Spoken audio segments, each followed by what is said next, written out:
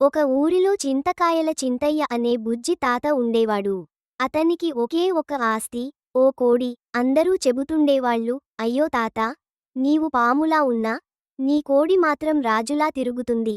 అది ఏంటంటే, ఆ కోడి పేరు కోడిరాజా. ఊరంతా తెలిసిన గొంతుతో తెల్లవారు జామున కూకరర్ అని అరిచి అందరినీ లేపుతుంది.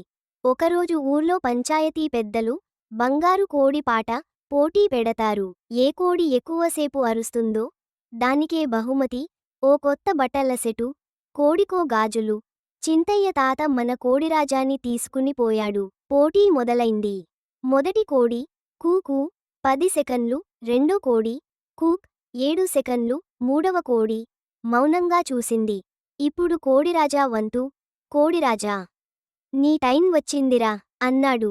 కోడిరాజా గట్టిగా అరవబోతుంటే ఊర్లో చిన్న కుర్రాడు ఓ మొబైల్ మ్యూజిక్ పెట్టాడు.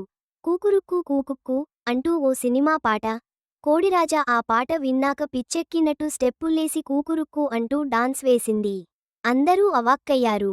పోటీలో కోడి అరిచినదే కాదు, డాన్స్ కూడా వేసిందంటే ఎవ్వరూ నమ్మలేదు. చివరికి కోడిరాజా స్పెషల్ అవార్డు గెలిచింది, ఉత్తమ కోడి నటుడు. చింతయ్య తాత ఆనందంతో కోడిని ఒడిలో వేసుకుని, నీవు నా కోడి కాదురా, నీవు మా ఊరి బాస్ అన్నాడు.